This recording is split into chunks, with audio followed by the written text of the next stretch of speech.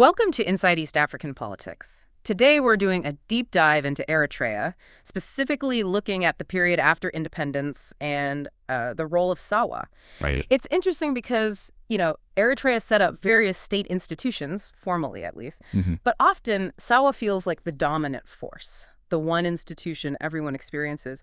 Why is that perception so strong? Let's get into it. Absolutely. So, independence in 93, after that very long war, and, well, building a nation practically from the ground up is a huge task. Sure. The ruling party, the PFDJ, became the only legal party. And a really key point is that the Constitution, it was ratified but never actually implemented. So governance happens mostly by decree. Exactly. Presidential decree, mainly, which sets a certain context. And into that context comes Sawa, established pretty early, 94, I think? Yes, under Proclamation 821995, one of the first big laws. And the government's stated reasons were, well, quite broad. National readiness, defense, development. Unity, loyalty, they even called it a school for the nation. Yeah. Initially, the service was meant to be 18 months, right? 6 military, 12 reconstruction or service. That was the official line, yes.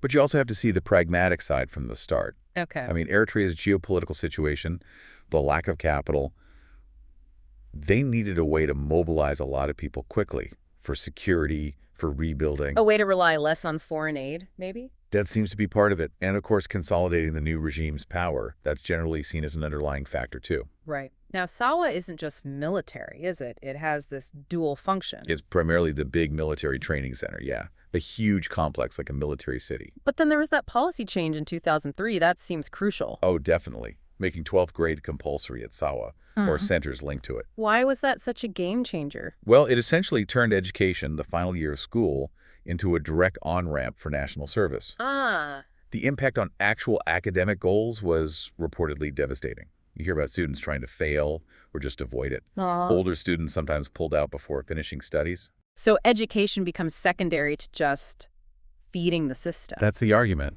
It really reinforces this idea of Sawa as a kind of factory for state needs, rather than focusing on individual academic paths. And even for those who do well, the path forward seems controlled. Reports suggest very little choice in assignments, whether that's college or jobs, and the state can apparently recall anyone into service anytime.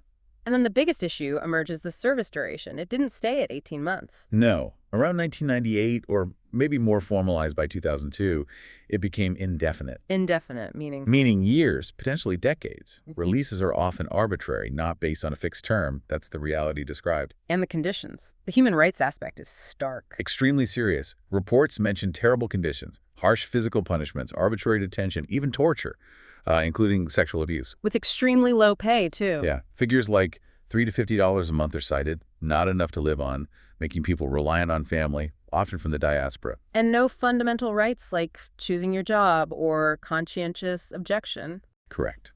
And enforcement can be brutal mass roundups.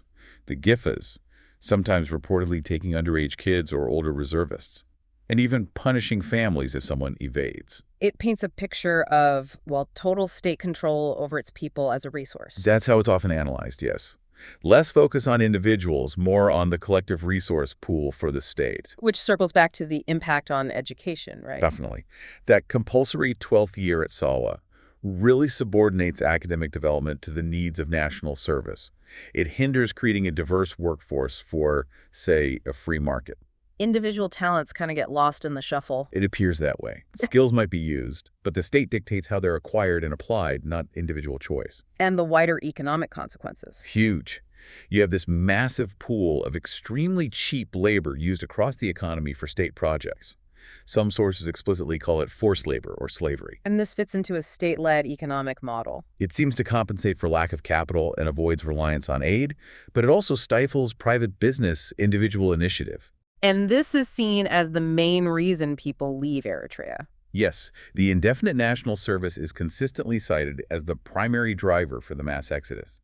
We're talking over 500,000 refugees and asylum seekers. Creating a massive brain drain. A huge capacity shortage. You hear about doctors, teachers leaving, even government staff sent for training abroad sometimes don't return. And remittances become complicated, needed by families, but also maybe propping up the system. It's a paradox. They provide a lifeline, but indirectly subsidize the system.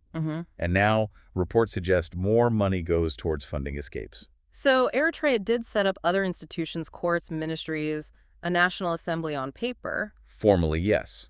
Executive, legislative, judicial branches exist, specialized colleges too, after the main university was closed. But how do they function in practice compared to Sawa's reach? Their actual power seems very limited. Remember, no enacted constitution, rule by decree. The National Assembly hasn't met in ages, no elections, independent bodies are suppressed. So Sawa, through the national service, Becomes the most effective tool for the ruling party and the president to exert control, mobilize resources, enforce loyalty. It functionally overshadows the others. despite international calls for reform. Yes, bodies like the UN, human rights groups, consistently document abuses and call for change. Eritrea often cites regional instability as justification, but international bodies usually find that insufficient for the severity and length of the rights violations. So wrapping up, there's this huge gap between Sawa's stated goals, national building, unity, and the reported reality. A reality of indefinite service, serious human rights abuses, and functioning primarily as a tool for state control. Its impact on education is profound, bending it towards conscription needs, and the socioeconomic consequences like the brain drain are immense. Making Sawa effectively the dominant institution shaping life in Eritrea, regardless of what other structures exist on paper. The factory analogy seems quite fitting based on these accounts. Which leaves us with a final thought.